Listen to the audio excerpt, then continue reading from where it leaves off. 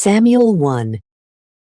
Now it happened that, after Saul died, David returned from the slaughter of Amalek, and he remained for 2 days at Ziklag. Then, on the third day, a man appeared, arriving from the camp of Saul, with his garments torn and dust sprinkled on his head. And when he came to David, he fell on his face, and he reverenced. And David said to him, "Where have you come from?" And he said to him, "I have fled from the camp of Israel." And David said to him, "What is the word that has happened? Reveal it to me." And he said, "The people have fled from the battle, and many of the people have fallen and died. Moreover, Saul and his son Jonathan have passed away." And David said to the youth who was reporting to him, "How do you know that Saul and his son Jonathan have died?" And the youth, who was reporting it to him, said, "I arrived by chance on Mount Gilboa. And Saul was lying upon his spear. Then the chariots and horsemen drew near to him. And turning behind his back and seeing me, he called to me. And when I had responded, 'I am here,' he said to me, 'Who are you?' And I said to him, 'I am an Amalekite.' And he said to me, 'Stand over me, and kill me. For anguish has taken hold of me, and still my whole life is in me.' And standing over him, I killed him. For I knew that he was not able to live after the fall. And I took the diadem that was on his head, and the bracelet from his arm, and I have brought them here to you, my lord." Then David, taking hold of his garments, tore them, with all the men who were with him. And they mourned, and wept, and fasted until evening, over Saul and over his son Jonathan, and over the people of the Lord and over the house of Israel, because they had fallen by the sword. And David said to the youth who had reported it to him, "Where are you from?" And he responded, "I am the son of a man who is a new arrival from the Amalekites." And David said to him, "Why were you not afraid to put forth your hand, so that you would kill the Christ of the Lord?" And calling one of his servants, David said, "Draw near and rush against him," and he struck him, and he died. And David said to him, "Your blood is upon your own head. For your own mouth has spoken against you, saying, 'I have killed the Christ of the Lord.'" Then David mourned a lamentation over Saul and over his son Jonathan, in this way. And he said, "Consider, O Israel, on behalf of those who are dead, wounded upon your heights. The illustrious of Israel have been killed upon your mountains. How could the valiant have fallen? Do not choose to announce it in Gath, and do not announce it in the crossroads of Ashkelon. Otherwise, the daughters of the Philistines may rejoice, otherwise, the daughters of the uncircumcised may exult. O mountains of Gilboa, let neither dew, nor rain fall over you, and may these not be the fields of the first fruits. For in that place, the shield of the valiant was cast away, the shield of Saul, as if he had not been anointed with oil. From the blood of the slain, from the fat of the strong, the arrow of Jonathan never turned back, and the sword of Saul did not return empty. Saul and Jonathan, worthy to be loved, and stately in their life, even in death they were not divided. They were swifter than eagles, stronger than lions. O daughters of Israel, weep over Saul, who clothed you with scarlet finery, who offered ornaments of gold for your adornment. How could the valiant have fallen in battle? How could Jonathan have been slain on the heights? I grieve over you, my brother Jonathan, exceedingly stately, and worthy to be loved above the love of women. As a mother loves her only son, so also did I love you. How could the robust have fallen, and the weapons of war have perished? Samuel 2. And so, after these things, David consulted the Lord, saying, "Shall I ascend to one of the cities of Judah?" And the Lord said to him, "Ascend." And David said, "To where shall I ascend?" And he responded to him, "To Hebron." Therefore, David ascended with his 2 wives, Ahinoam, the Jezreelite, and Abigail, the wife of Nabal of Carmel. And as for the men who were with him, David led forth each man with his household. And they stayed in the towns of Hebron. And the men of Judah went and anointed David there, so that he would reign over the house of Judah. And it was reported to David that the men of Jabesh Gilead had buried Saul. Therefore, David sent messengers to the men of Jabesh Gilead, and he said to them, Blessed are you to the Lord, who has accomplished this mercy with your lord Saul, so that you would bury him. And now, certainly, the Lord will repay to you mercy and truth. But I also will act with favor, because you have accomplished this word. Let your hands be strengthened, and be sons of fortitude. For even though your lord Saul has died, still the house of Judah has anointed me as king over them. Then Abner, the son of Ner, the leader of the army of Saul, took Ishbosheth, the son of Saul, and he led him around, throughout the camp. And he appointed him as king over Gilead, and over Jeshurun, and over Jezreel, and over Ephraim, and over Benjamin, and over all of Israel. Ishbosheth, the son of Saul, was 40 years old when he had begun to rule over Israel. And he reigned for 2 years. For only the house of Judah followed David. And the number of the days, during which David was staying and ruling in Hebron over the house of Judah, was 7 years and 6 months. And Abner, the son of Ner, and the youths of Ishbosheth, the son of Saul, went out from the camp to Gibeon. Therefore, Joab, the son of Zeruiah, and the youths of David, went out and met them beside the pool of Gibeon. And when they had convened together, they sat down opposite one another, these on one side of the pool, and those on the other side. And Abner said to Joab, Let the youths rise up and play before us. And Joab answered, Let them rise up. Therefore, they rose up and crossed over, 12 in number of Benjamin, from the side of Ishbosheth, the son of Saul, and 12 of the youths of David. And each one, taking hold of his peer by the head, fixed a sword into the side of his adversary, and they fell down together. And the name of that place was called, the Field of the Valiant in Gibeon. And a very harsh war rose up on that day. And Abner, with the men of Israel, was put to flight by the youths of David. Now the 3 sons of Zeruiah were in that place, Joab, and Abishai, and Asahel. And Asahel was a very swift runner, like one of the deer that lives in the forest. And Asahel pursued Abner, and he did not turn aside to the right, nor to the left, to cease in the pursuit of Abner. And so, Abner looked behind his back, and he said, Are you not Asahel? And he responded, I am. And Abner said to him, Go to the right, or to the left, and apprehend one of the youths, and take his spoils for yourself. But Asahel was not willing to cease from pursuing him closely. And again, Abner said to Asahel, Withdraw, and do not choose to follow me. Otherwise, I will be compelled to stab you to the ground, and I will not be able to lift up my face before your brother, Joab. But he disdained to heed him, and he was not willing to turn aside.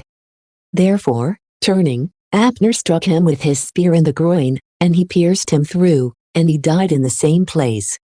And all those who would pass by the place, in which Asahel had fallen and died, would stand still. Now while Joab and Abishai were pursuing Abner as he fled, the sun set. And they went as far as the hill of the aqueduct, which is opposite the valley on the way of the desert in Gibeon. And the sons of Benjamin gathered themselves to Abner. And being joined in one battle line, they stood at the summit of a hill. And Abner cried out to Joab, and he said, Will your sword rage unto utter destruction? Are you ignorant that it is perilous to act in desperation? How long will you not tell the people to cease from the pursuit of their brothers? And Joab said, As the Lord lives, if you had spoken in the morning, the people would have withdrawn from pursuing their brothers. Therefore, Joab sounded the trumpet, and the entire army stood still, and they did not pursue after Israel any more, and they did not engage in conflict.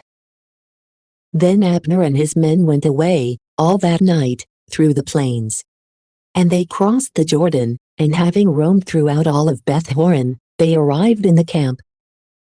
But Joab, returning after he had released Abner, gathered together all the people. And of David's youths, they were missing 19 men, aside from Asahel. But of Benjamin and of the men who were with Abner, the servants of David had struck 360, who also died. And they took Asahel, and they buried him in the sepulchre of his father at Bethlehem. And Joab, and the men who were with him, walked throughout the night, and they arrived in Hebron at the very break of day. Samuel 3. Then a long struggle occurred between the house of Saul and the house of David, with David prospering and growing ever stronger, but the house of Saul decreasing daily. And sons were born to David in Hebron. And his firstborn son was Amnon, from Ahinoam the Jezreelite. And after him, there was Chileab, from Abigail, the wife of Nabal of Carmel. Then the third was Absalom, the son of Maacah, the daughter of Talmai, the king of Geshur. Then the fourth was Adonijah, the son of Haggith. And the fifth was Shephatiah, the son of Abidal. Also, the sixth was Ithream, from Eglah, the wife of David. These were born to David at Hebron. Then, while there was a battle between the house of Saul and the house of David, Abner, the son of Ner, was reigning over the house of Saul. Now Saul had a concubine named Rizpah, the daughter of Aiah. And Ishbosheth said to Abner, "Why did you enter to the concubine of my father?" But he, being exceedingly angry at the words of Ishbosheth, said, "Am I the head of a dog against Judah this day? I have shown mercy to the house of Saul, your father, and to his brothers and friends. And I have not delivered you into the hands of David. And yet today you have sought me, so that you might rebuke me over a woman? May God do these things to Abner, and may he add these other things, if, in the same way that the Lord swore to David, I do not do so with him. That the kingdom be transferred from the house of Saul, and that the throne of David be elevated over Israel and over Judah, from Dan to Beersheba." And he was not able to respond anything to him, because he was in fear of him. Therefore, Abner sent messengers to David for himself, saying, "Whose is the land?" And so that they would say, "Make a friendship with me, and my hand will be with you, and I will lead back all of Israel to you." And he said, "It is best. I will make a friendship with you. But one thing I ask of you, saying, You shall not see my face before you bring Michal, the daughter of Saul. And in this way, you shall come, and see me." Then David sent messengers to Ishbosheth, the son of Saul, saying, "Restore my wife Michal, whom I espoused to myself for 100 foreskins of the Philistines." Therefore, Ishbosheth sent and took her from her husband Paltiel, the son of Laish. And her husband was following her, weeping, as far as Bahurim. And Abner said to him, "Go and return." And he returned. Likewise, Abner sent word to the elders of Israel, saying, "As much yesterday as the day before, you were seeking David, so that he might reign over you. Therefore, accomplish it now. For the Lord has spoken to David, saying, By the hand of my servant David, I will save my people Israel from the hand of the Philistines and of all their enemies." Then Abner also spoke to Benjamin. And he went away, so that he might speak to David in Hebron all that would be pleasing to Israel and to all of Benjamin. And he went to David in Hebron with 20 men. And David made a feast for Abner, and for his men who had arrived with him. And Abner said to David, "I will rise up, so that I may gather all of Israel to you, my lord the king, and so that I may enter into a pact with you, and so that you may reign over all, just as your soul desires." Then, when David had led Abner away, and he had departed in peace, immediately the servants of David and of Joab arrived, after having slain robbers, with exceedingly great spoils. But Abner was not with David in Hebron. For by then he had sent him away, and he had set out in peace. And Joab, and the entire army that was with him, had arrived afterward. And so, it was reported to Joab, explaining that Abner, the son of Ner, went to the king, and he dismissed him, and he went away in peace. And Joab entered to the king, and he said, "What have you done? Behold, Abner came to you. Why did you dismiss him, so that he has gone and departed? Do you not know about Abner, the son of Ner, that he came to you for this, so that he might deceive you, and might know of your departure and your return, and so that he might know all that you do?" And so, Joab, going out from David, sent messengers after Abner, and he brought him back from the cistern of Sirah, without David knowing.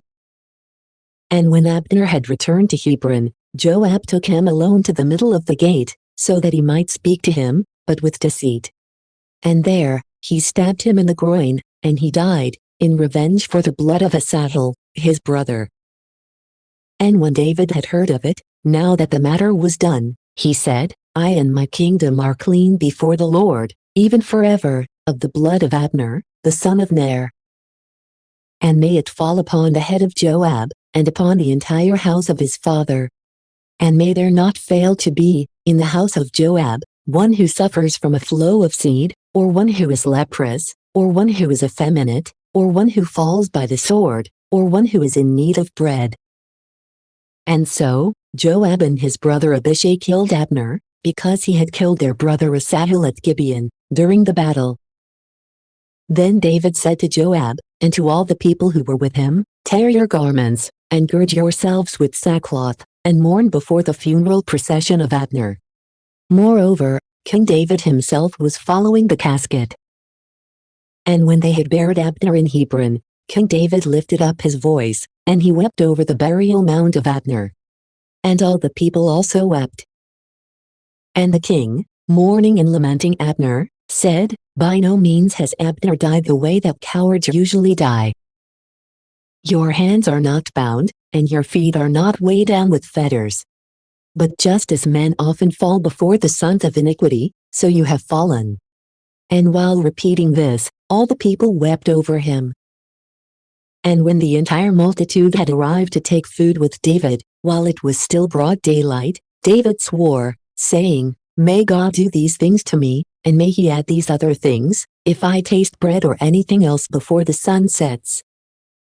And all the people heard it, and everything that the king did in the sight of the entire people was pleasing to them. And every common person, and all of Israel, realized on that day that the killing of Abner, the son of Ner, had not been done by the king. The king also said to his servants, "Could you be ignorant that a leader and a very great man has fallen today in Israel? But I am still tender, and yet anointed king. And these men of the sons of Zeruiah are too harsh for me. May the Lord repay whoever does evil in accord with his malice." Samuel 4. Then Ishbosheth, the son of Saul, heard that Abner had fallen in Hebron. And his hands were weakened, and all of Israel was troubled. Now the son of Saul had 2 men, leaders among robbers. The name of the one was Baanah, and the name of the other was Rechab, sons of Rimmon, a Beerothite from the sons of Benjamin. For indeed, Beeroth, too, was reputed with Benjamin. And the Beerothites had fled into Jitaim. And they were strangers there, until that time. Now Jonathan, the son of Saul, had a son with disabled feet. For he was 5 years old when the report about Saul and Jonathan arrived from Jezreel. And so, his nurse, taking him up, fled. And while she was hurrying, so that she might flee, he fell and was made lame. And he was called Mephibosheth. And so, the sons of Rimmon the Beerothite, Rechab and Baanah, arrived and entered the house of Ishbosheth, in the heat of the day. And he was sleeping on his bed at midday. And the doorkeeper of the house, who was cleaning the wheat, fell fast asleep. Then they entered the house secretly, taking the ears of grain. And Rechab and his brother Baanah stabbed him in the groin, and they fled away. For when they had entered the house, he was sleeping on his bed in a closed room. And striking him, they killed him. And taking his head, they departed by the way of the desert, walking throughout the night. And they brought the head of Ishbosheth to David in Hebron. And they said to the king, Behold, the head of Ishbosheth, the son of Saul, your enemy, who was seeking your life. And so, the Lord has avenged my lord the king, this day, from Saul and from his offspring." But David, responding to Rechab and his brother Baanah, the sons of Rimmon the Beerothite, said to them, "As the Lord lives who has rescued my soul from all distress, the one who reported to me and said, 'Saul is dead,' who was thinking that he announced good news, I apprehended. And at Ziklag I killed him who ought to have been given a reward for the news. How much more so now, when impious men have put to death an innocent man in his own house, upon his bed, shall I not require his blood from your hand, and take you away from the earth?" And so, David commanded his servants, and they put them to death. And cutting off their hands and feet, they suspended them up over the pool in Hebron. But the head of Ishbosheth they took and buried in the sepulchre of Abner at Hebron. Samuel 5. And all the tribes of Israel went to David in Hebron, saying, "Behold, we are your bone and your flesh." Moreover, yesterday and the day before, when Saul was king over us, you were the one leading out and leading back Israel. Then the Lord said to you, "You shall pasture my people Israel, and you shall be the leader over Israel." Also, the elders of Israel went to the king at Hebron, and King David struck a pact with them at Hebron in the sight of the Lord. And they anointed David as king over Israel. David was a son of 30 years, when he had begun to reign, and he reigned for 40 years. In Hebron, he reigned over Judah for 7 years and 6 months. Then in Jerusalem, he reigned for 33 years over all of Israel and Judah. And the king, and all the men who were with him, went away to Jerusalem, to the Jebusites, the inhabitants of the land. And it was said to David by them, "You shall not enter here, unless you will take away the blind and the lame, who say, 'David shall not enter here.'"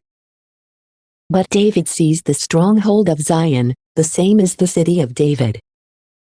For David had proposed, on that day, a reward to him who had struck the Jebusites and who had reached to the gutters of the rooftops, and who had taken away the blind and the lame that hated the soul of David. Therefore, it is said in the proverb, "The blind and the lame shall not enter into the temple." Then David lived in the stronghold, and he called it, the city of David. And he built it up on all sides, from Millo and inward. And he advanced, prospering and increasing, and the Lord, the God of hosts, was with him. Also, Hiram, the king of Tyre, sent messengers to David, with cedar wood, and with builders of wood and builders of stone, in order to make walls. And they built a house for David.